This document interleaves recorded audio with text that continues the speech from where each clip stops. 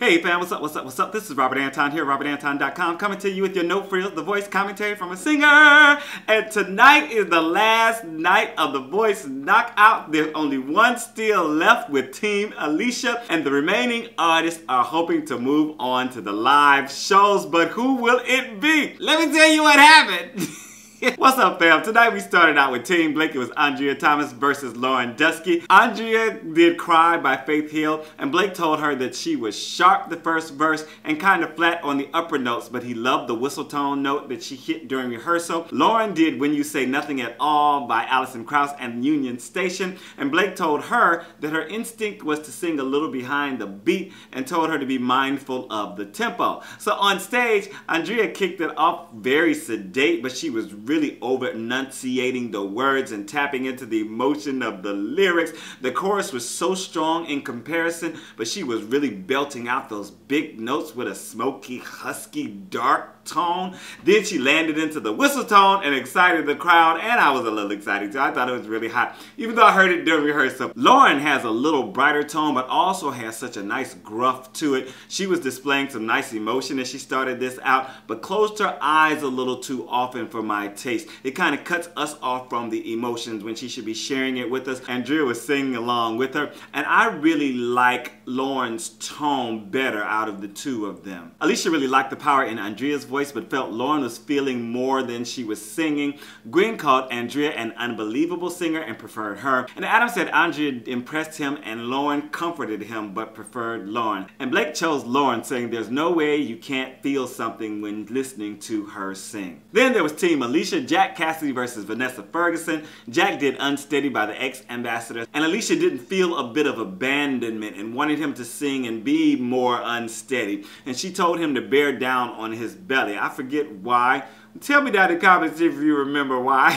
Vanessa did If I Were Your Woman by Gladys and the Pips, and Alicia said she wasn't feeling the desperation and told her to put herself in the position of maybe losing her fiance and what it would feel like to try and get him back. On stage, Jack and Vanessa played piano. He started out going in and out of his falsetto with an almost yodel feel. He was trying to bring the desperation into his voice, but kind of seemed to be forcing the cry into his voice in the beginning of the verse.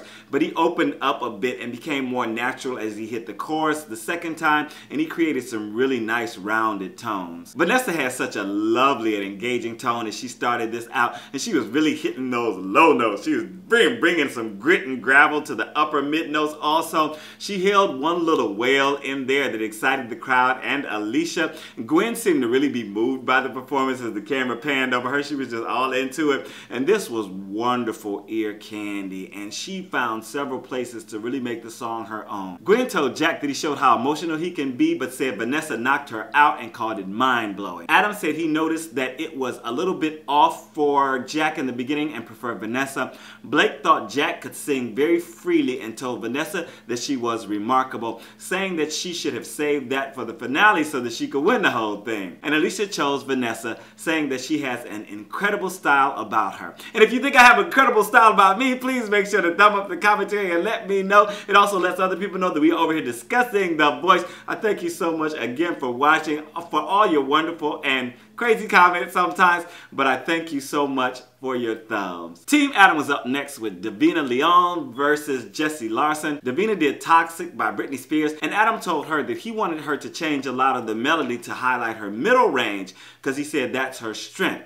Jesse did The Letter by Joe Cocker, and in rehearsal Adam told him to loosen up by stepping out from behind the mic now and then and do some little riffs on his guitar. On stage, Davina did her own arrangement of Toxic, which reminded me a little bit of Melanie Martinez when she started out, but quickly switched to her own thing. She had a nice dark vibe going, but also had a nice brightness to her voice that rolled the beat well. She got a little shaky going into her upper range and getting back to her melody, but almost knocked the mic out of her hand at one point. But she covered well and got more intense for the ending, but it just came off a little shrill here and there. Jesse always strikes the right tones, and he started this out. He had some nasal going on, but this was really working well for me on the song. Loved the quick riffs through the melody. He actually followed Adam's advice to step away for little solos in the downtime of the song. Very, very short downtime in the song too.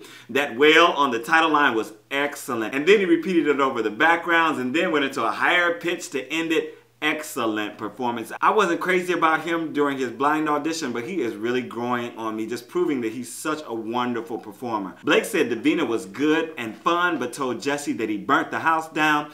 Alicia said she couldn't believe what she heard from Jesse and loved how Davina decomposed her song. Gwen liked the confidence of Davina, but told Jesse she's never seen anyone command their voice and guitar like he did. And Adam chose Jesse because he was so blown away with his soul power and range. Then we had a montage. Mark Isaiah wins over Malik Davage for TeamAdam. And then TeamGwen came with Brandon Royal versus JChosen. JChosen did Without You by David Guetta featuring Usher. Gwen called it intense in rehearsal and told him to plan it out more and approach it with no hesitation. Brandon did Redemption Song by Bob Marley and the Wailers, and Gwen just told him that his confidence is everything and to use the moment to make this a message. On stage, Brandon really started this out telling the story. It was so natural and authentic. I wasn't sure if the accent was his own or a copy of Bob Marley, but his voice sounded so pure and his tone was absolutely delicious. He took the melody up in a way that I felt didn't quite work for the song,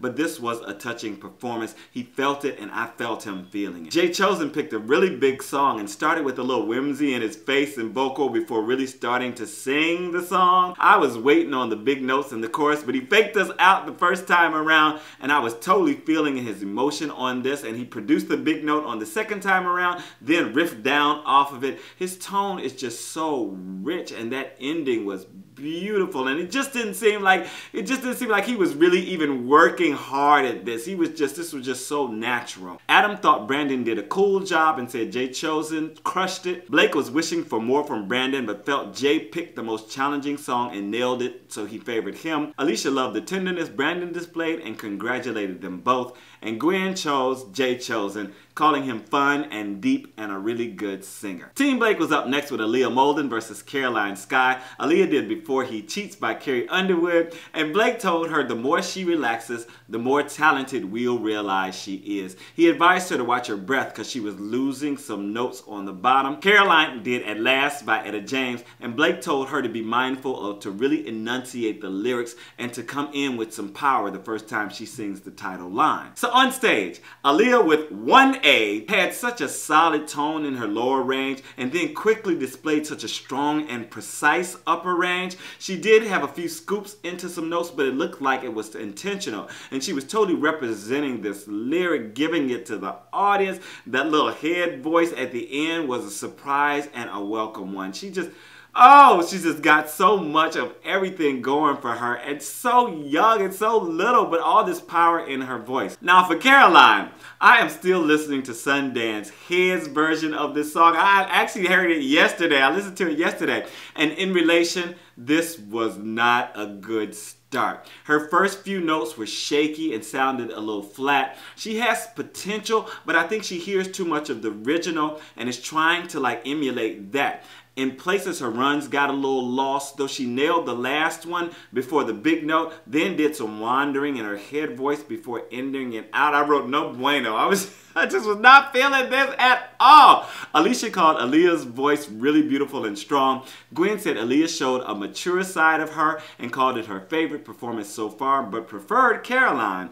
Adam called Aliyah pretty amazing and noticed their ambitious choices, but preferred Aliyah. And Blake chose Aliyah. And in the pimp spot tonight, it was TeamGwen with Stephanie Rice versus Troy Raimi, and they had a video up about a week ago. I did not watch it because I wanted to see it with fresh ears. Here we go. Stephanie did Safe and Sound by Taylor Swift featuring the Civil Wars.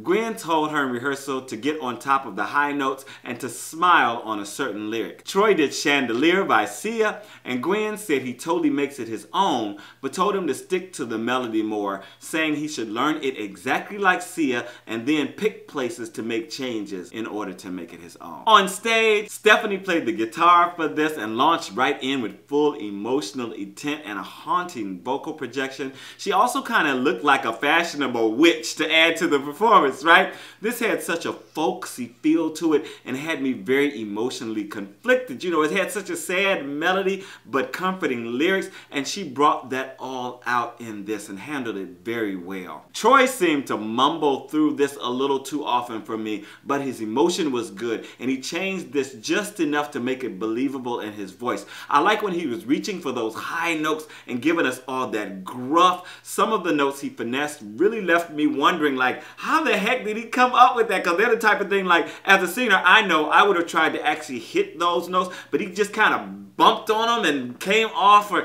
I was just like, okay, I just didn't know what was going. It was just really nice. I need to listen to it like another time or two to like really get that. I might have to try some of that. Adam said he'd never be able to let go of Troy. Blake said they are both very intense performers, but preferred Troy. Alicia said there's a real truth that comes out of Stephanie's mouth every time she sings, and called Troy's song choice ballsy. And Gwen chose Troy, saying she's curious about what else she can discover about his voice. And Alicia chimed in to steal Stephanie. A win-win! Hey! We always love a good ending, right? Well, that's it for the knockouts, everybody. Let me know how your teams, if you're doing the teams on the apps, are coming along down in the comment section. I'll see you next week for the live playoffs, because tomorrow I don't know what they're doing, but it's nothing new, so I'm not going to be watching. All right, this is Robert Anton, robertanton.com. I am out.